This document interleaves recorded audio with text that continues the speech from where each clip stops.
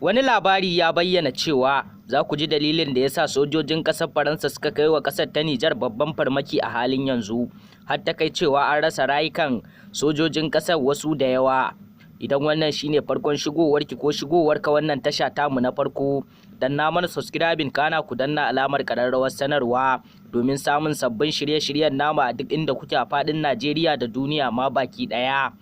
Za ku ji dalilin da ya sa sojojin ƙasar Faransa suka kai wa ƙasar ta Nijar babban farmaki a halin yanzu har ta kai cewa an rasa rai 15.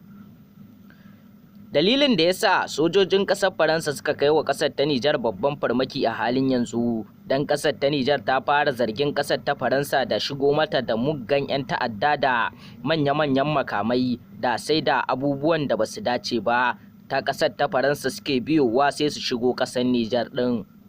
Dalilin da ya sa kenan, inda ba mu sani ba dai wannan abin da suka faɗa sun faɗi son zuciyarsu ne ko kuma akasin haka. To amma dai a gefe guda kuma mutane suke cewa ƙasar Faransa ba za ta taɓa so ƙasar Nijar ta lallace ba saboda ƙasar Faransa ita ce ta raini ƙasar Nijar ɗin. Dalilin ma da ya sa ma har ka gama ƙasar Faransa ta fara yaƙar ƙasar Nijar ɗin. Dalilin da ya sa sun mata umarni da cewa su mayar da tsohon shugaban kasar Muhammadu Bazoum ba su mayar da shi ba, kuma in dai ba za ka manta ba kasar Faransa ita ce ta raini kasar Nijar din har ta kai cewa kasar Nijar ta samu 'yancin kanta. To amma a yanzu kasar Nijar ta nemo wa kanta da kanta 'yanci don gurin yin juyin mulki. To amma a yanzu dai hukumar ECOWAS ita ma tana nan tana ƙara yin shirye-shiryenta don gurin ta tinkari ƙasar Nijar ɗin ta ƙwaci ƙarfi ta ƙarfi da yaji, ta ƙwaci mulkin ƙasar ta ƙarfi da yaji domin mayarwa da tsohon shugaban ƙasar Muhammadu Bazoum. Tun bayan dai wata tattaunawa dai da ake son a yi a ranar Alhamis ɗin nan, hukumar ECOWAS ɗin wacce shi ta ce za ta tantance cewa za su kai wa ƙasar Nijar ɗin babban farmaki ko kuma ba za su yaƙi ƙasar Nijar ɗin ba. To mu dai muna cewa in Allah ya yarda ba za a gwabza wannan yaƙi a tsakanin ƙasoshin nan guda biyu ba, don ba ƙaramin taɓarɓarewar kasuwanci da hada-hada zai janyo ba.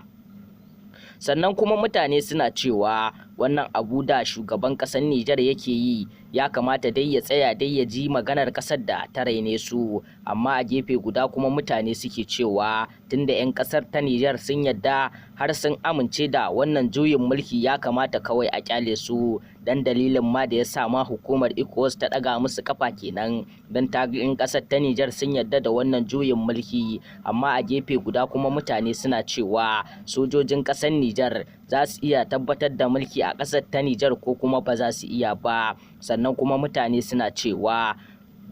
'yan ƙasar ta Nijar za su shiga wani mawuyacin hali don ba su san mulkin soja ba, don koyaya ne dai mulkin farar hula ya fi na soja daɗi. To amma dai a yanzu dai ƙasar Nijar ɗin ta daɗa yin shiri babba don gurin tunkarar duk wata ƙasa da ta ƙara kai mata hari a halin yanzu. Don yanzu ƙasar Nijar ɗin ta yi fusatar da za a ce ba ƙaramar fusata ƙasar Nijar ɗin ta yi ba, don a yanzu dai ta bayyana cewa duk wata ƙasa ma da ta ƙara barin jirgin ta ya wuce ta saman sararin samaniyar ƙasar Nijar ɗin sai ta harbo shi.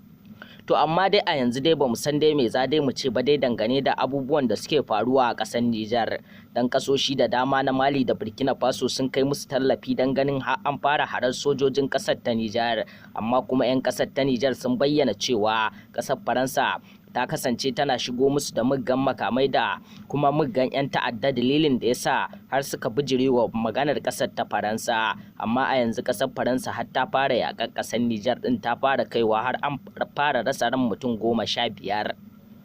To amma dai a yanzu dai ba mu san me Bola Ahmad Tinubu zai ce dangane da wannan mitin ɗin da za su yi a ranar Alhamis ba, wanda shine zai yanke cewa za a yaƙi ƙasar ta Nijar ko ba za a yaƙe ta ba. Ku dai ci gaba da kasancewa da mu domin kawo muku ingantattun labarai a duk inda suke a faɗin